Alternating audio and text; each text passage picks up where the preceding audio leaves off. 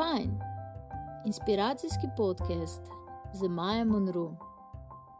Pozdravljeni, dragi poslušalci, gledalci in sledilci Fajn podcasta, kjer vas vsak teden razveseljujemo z zgodbami ljudi, ki delajo to, kar jih veseli, in vam na tak način prikazujemo tudi, da je življenje inspirativno, še posebej, če delamo in čutimo in živimo s srcem.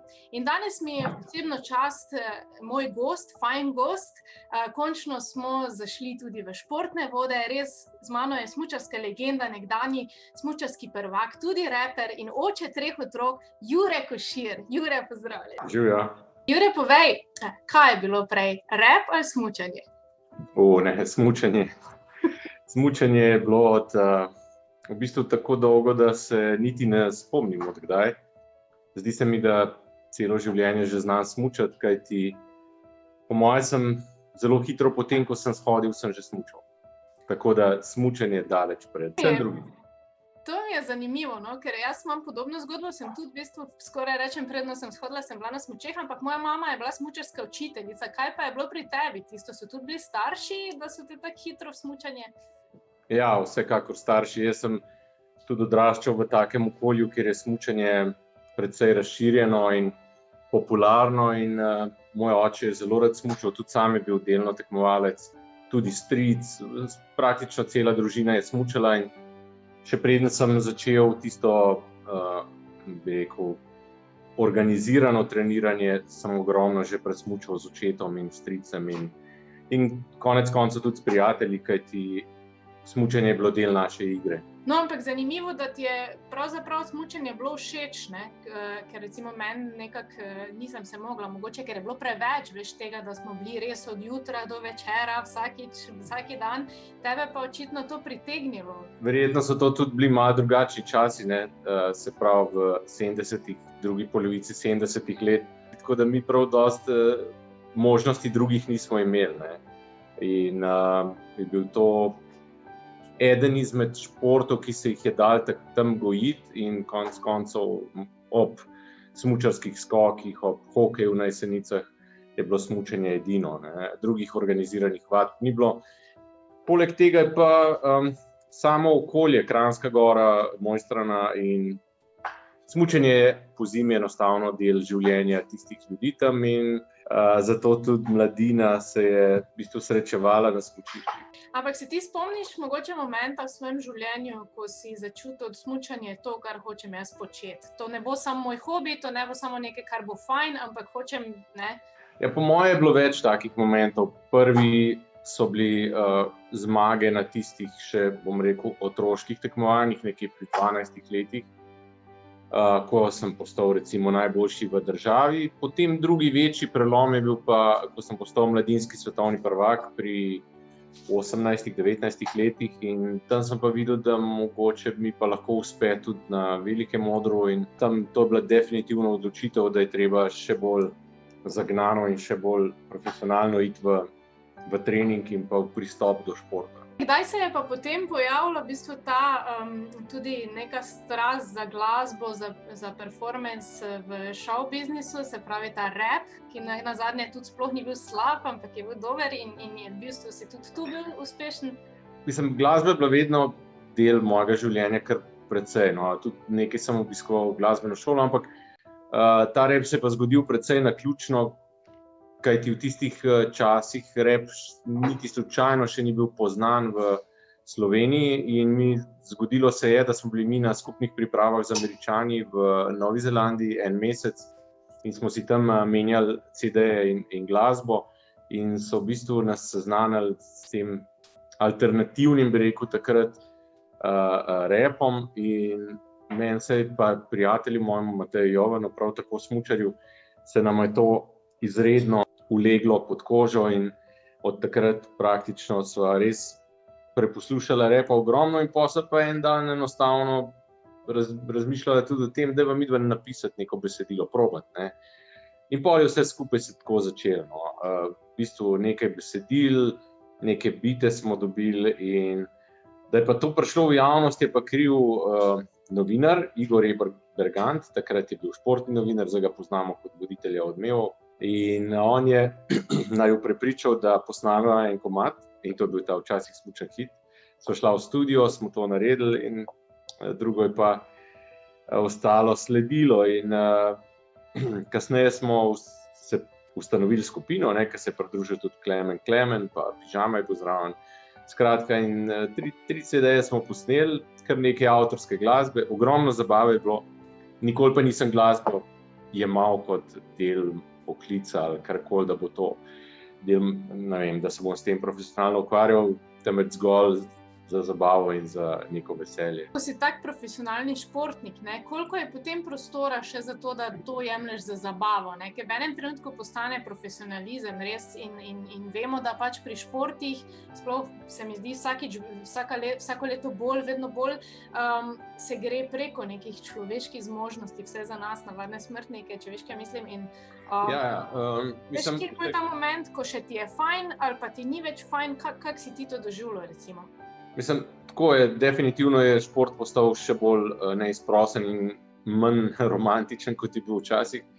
In vsekakor posvečajo, mislim, se tudi mi smo posvečali svoje življenje enemu cilju, ampak vseeno je bilo pa tudi nekaj časa za hobije. Nekateri so se šli z motorjem voziti, ne vem, ribe loviti ali karkoli, mi smo pa pač ustvarjali. In meni se zdi to precej kreativno, precej zanimivo početje, ampak da bi pa manjkal na kakšnih treningih, to pa se ni zgodilo. Tako da, to je bila zgolj zabava in veselje in druženje s prijatelji. Ko danes pogledaš nazaj na to, ker si ravno omenil, da je danes manj tega, ali pa zdaj včasih vidimo prav nič več tega, ni prostora za zabavo, ni prostora za... Se tudi tako, ko se je naše življenje nasplošno spremenilo, je družbeni stiki so vseeno vedno bolj limitirani in zdaj, ko imamo internet, ko imamo socialna omrežja, v bistvu kar opazujem, kar opažam, sploh v smučarskem cirkusu je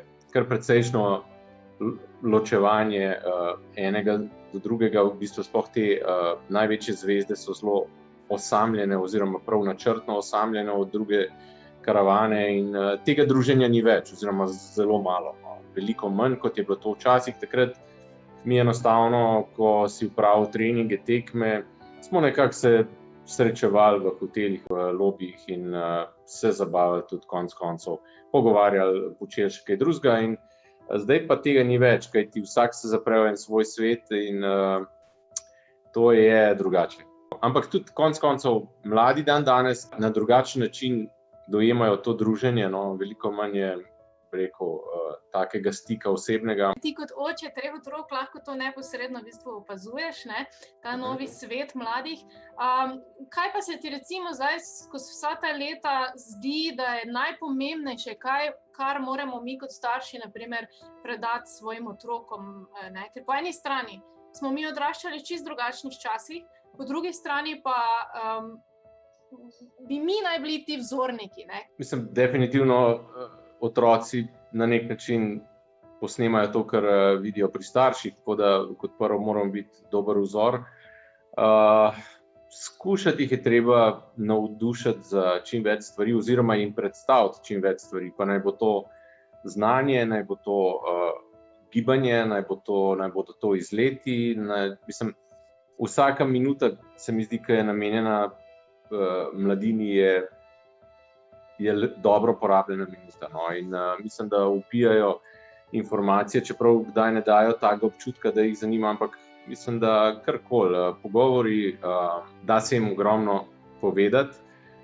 Mislim, da tudi so pripravljeni, če se na pravi način lotiš pogovora z njimi in konec koncev jim svet predstaviti tak, kot je. Kajti mnogokrat ga dobijo malo popačenega preko tega, kar jim je na voljo na telefonu. V bistvu mi starši smo tisti stik z realnostjo na nek način. Ja, ne bi bili učitelji tudi, ampak starejši, jasno, večinoma so to starši. Kaj bi pa ti rekel, da recimo skozi tvoje življenje, ki je bilo vsekakor razburljivo, še vedno je, največja lekcija življenjska, ki si jo ti usvojil, da rečeš, to mi je prineslo moj life? Mislim, vsekakor je šlo to preko športa, ker naenkrat se mi je zgodilo, da sem bil eden najboljših smučarjev na svetu in to je za sabo prineslo tudi cel kup enih dvomov in nekih tesnob, recimo lahko, ampak mislim, da sem se tega kar zelo dobro navadil. In naučiti sem se mogel pravilno obnašati, pravilno govoriti tudi tuje jezike, konec koncev, in moral sem se naučiti funkcionirati na velikem modru, lahko rečem, no? Kajti na trenutke je bilo kar intenzivno in to je vsekakor lekcija. Poleg tega bi rekel, naučil sem se dobro prenašati pritisk in pa izpostavljenost, tudi javno izpostavljenost, tako da vsekakor lahko rečem, da sem dobil dobre lekcije preko športa in večino njih, in potem je tudi moje življenje kasneje bilo oblikovano preko tega. Če se vrnemo v bistvu na tvoj komad, včasih smučam hit, včasih pa počas, bi lahko na nek način to pretvoril tudi v življenjsko filozofijo? Mislim, da kakšen drug komad, ki smo ga naredili, če se ga malo bolj poglobljeno posluša, bi lahko bolj pretvoril v našo filozofijo. Ta je zelo tak popiš komad, ki praktično ne pove kaj dosti, ampak refren, konc koncev, včasih nam gre, včasih nam ne gre, lahko naredimo nekaj. Po moje, se vsi srečavamo s tem, da imamo kakšne setbacke, da imamo kakšne neuspehe in treba je samo naprej. To je nekako tudi sporočilo na te pesmi. Koliko je pri tebi bilo te neke borbe, da tako rečem, z vero vase? Ti, tako kot si rekel, si hitro postal zelo dober, najboljših na svetu. In to so pritiski, In človek bi si mislil, da s temi nekimi zunanjimi potrditvami dobiš, saj sem jaz itak najboljši, zakaj ne bi verjel vase, ampak dostikrat pa se vzadaj skriva še večje potem dvom v sebe, Si se ti tudi s tem soočal? Ja, absolutno. Mislim, to so kar dokaj intenzivne stvari, ampak če imaš ob sebi ljudi, ki te znajo pričvrstiti, prizemljiti ali kakorkoli temu rečem, pa ti znajo dobro svetovati, to lahko ogromno pomaga. Jaz na srečo sem imel nekaj ali trenerjev ali svetovalcev in tudi menedžerje konec koncev, ki je znal zelo realno pogledati na stvari in me tudi v te realne okvire postaviti. So pa stiske, tako kot sem rekel, sploh na začetku, ker nisi navajen enih situacij, je lahko neugodno in so veliko primerov, ko se recimo sploh rosno mladi športniki zrušijo psihično pod temi pritiski. Ti si v bistvu tudi imel, ne vem, ali to srečo ali nesrečo, ne vem, kako naj temu rečem, da si smučal v bistvu z Albertom Tombo, skozi si se v bistvu z njim boril tudi dostikrat. Kako bi pa ti opisal njega, kot osebnost, oziroma je bil za tebe vzornik ali rival v tistem času? Vsako obdobje v športu običajno zaznamuje en športnik ali več, ki so dominantni, in Alberto Tomba vsekakor je bil v tistem obdobju zelo dominanten in ga je bilo težko premagati. In na nek način lahko rečem, da je bila to smola, po drugi strani pa tudi ne, kajti Tomba je nekako že zelo hitro povabil mene v njegov trening squad, in sem postal njegov partner na treningih. In sem bil zaradi tega deležen tudi jaz ogromno enega znanja in enih informacij, ki jih drugače ne bi dobil. In sva, bi rekel, veliko pretrenirala skupaj in jaz sem se po moje res lahko več naučil od njega kot on od mene. Tako da, nekajkrat mi ga je uspelo premagati, mnogokrat je on mene premagal in vsekakor za njega lahko rečem kot prvo, če se govorimo o športu, gre za legendo športa, kajti osvojil je 4 zlate olimpijske medalje in še 2 srebrno in bronasto še, mislim, da ne bom se kaj zmotil. Skratka, zmagal je svetovni pokal, skupno dosegel 50 zmag v svetovnem pokalu in to vse skupaj govori o eni enkratni karieri. Kot oseba je pa v bistvu zelo podobno se obnaša, kot se je obnašal na progi.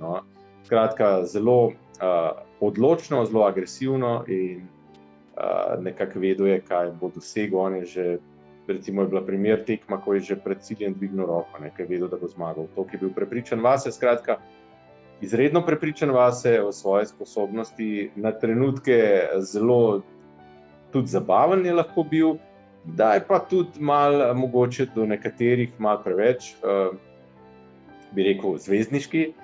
ampak zvezdniki se običajno tako obnašajo. Ja, mislim, to nekako pride zraven in po mojem tudi v nekem trenutku, sploh če si v prvi vrsti športnik in te potem v bistvu to zvezdništvo doleti tako mimo grede, ne? Ja, njemu je dejansko, to sem videl na lastne oči, v Italiji bilo zelo težko, ne, kajti Italija je dobesedno norela za njim, pa ne samo Italija, ampak tam je bilo najhuje in potem te lahko to ob živce spravi in njega so situacije, kar velikokrat spravljajo ob živce in je temu primerno reagiral in potem se je ustvarila neka javna podoba njegova, ki mogoče ni bila čist najlepša, ampak do mene je bil vedno ok, nobenih problemov nikoli nismo imeli z njim, saj jaz osebno in tudi, kot rečeno, meni je ogromno pomagal. Si pa ti v bistvu pri nas tudi kar zvezda, glede na to, da nisi več aktivni smučar, pa še vedno ostajaš znan, priljubljen obraz. Tebi so tudi zdaj poklonili, v bistvu namenili stezo na Krvavcu, kjer si že dolga leta ambasador. In kako pa ti recimo doživljaš to zvezdništvo pri nas? Jasno, sem počaščen, če dobim priznanje, če me kdo pohvali za športne uspehe, ampak ne jemljem si pa tega k srcu in ne jemljem si tega kot samoumevno. Zdaj, na Krvavcu se mi zdi bila res lepa gesta, da so mi podarili progo, ampak so jo poimenovali po meni. To se mi zdi super, res lepo sem bil počaščen in ta proga je res lepa in bo namenjena predvsem za trening mladih smučarjev. Drugače pa, se mi zgodi, da me kdo ogovori, da se bi rad pogovoril z mano, da bi se kdo slikal. Ampak to so ene take malenkosti, ki konec koncev me res ne motijo. In običajno, če je prijazen pristop do mene, je tudi prijazen pristop moj nazaj oziroma odziv nazaj prijazen. In konec koncev sem vesel, da me ljudje še nekako poznajo in da vejo, kaj sem v preteklosti dosegel. Me povabijo na ogromno stvari, odzovem se na zelo malo stvari. Imam to srečo, da lahko izbiram, česa se bom loteval in s čim se bom ukvarjal in tudi kje se bom pojavljal konec koncev. In naj kar tako ostane. Sem prebrala tudi v enem od člankov, da si tudi rekel, da si upočasnil svoje življenje, v tem smislu ravno ne greš več na vse, nimaš več toliko projektov naenkrat. In meni to zveni ful dobro. Zdaj še pa ti povej, zakaj je to tebi kul. Definitivno sem upočasnil vse, konec koncev nisem več najmlajši in tudi bi rad v prihodnosti res se ukvarjal s tistimi stvarmi izključno, ki me veselijo, v katerih mislim, da bi lahko dobro naredil zadeve in tega se držim. Poleg tega pa po sili ne hodim na dogodke, ker mi kdaj veliko več pomeni, da se odpravim s prijatelji ali z družino v neko naravo, naredimo izlet ali karkoli, ali pa konec koncev, tudi če smo doma, pa kuhamo ali gledamo film ali se pogovarjamo. Skratka, življenje zelo hitro teče, to sem se zdaj že naučil in zelo hitro gre do leta in čas. In se ti kdaj zdi škoda, da bi ga zapravljal za kakšne dokaj banalne stvari. Ja. No, za konec pa še samo to, v bistvu, kaj pa si želiš za prihodnost? Tak gledano, kakšen si želiš, da bi bil svet v prihodnosti in kje vidiš sebe pač? To je po mojem za vse dokaj enostavno vprašanje, če govorimo o tem kratkoročnem obdobju, da se pač neha tale zadeva in pa psihoza okrog virusa. Tudi sami smo bili deležni virusa in smo ga preboleli, na srečo brez kakršnihkoli zapletov, ampak še vedno je pa svet v nekem krču in nam onemogoča praktično normalno življenje. Tako da si želim, da premagamo skupaj COVID, korono in da spet zadihamo na polna pljuča in da bo svet se vrnil na tiste ustaljene tirnice. Če pa govorim daljnoročno, potem pa si želim, da bi imel še voljo biti ustvarjalen, deloven, kar se mi zdi, da imam, da bi preživel čim več lepih trenutkov s svojimi najbližjimi in da bi bilo tudi čim več zabave, konec koncev in lepih momentov. To so nekako moje želje in pa jasno, kot prvo pa zdravje vseh. Hvala, Jure, dragi poslušalci, gledalci, hvala, da ste bili z nami v Fine podcastu. Bodite fajn danes in odidite v današnji dan in v tokratni teden, zato mislijo, da je mogoče včasih dobro upočasniti, pogledati, kaj imamo okoli sebe in živeti te lepe trenutke z svojimi najbližjimi.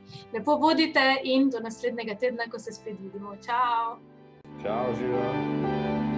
Če ste se imeli fajn in želite še več inspirativnih podcastov, se ne pozabite naročiti na naš YouTube kanal, lajkati našo Facebook stran in slediti Fine zgodbi na Instagramu. Bodite fajn, vsak trenutek v dnevu.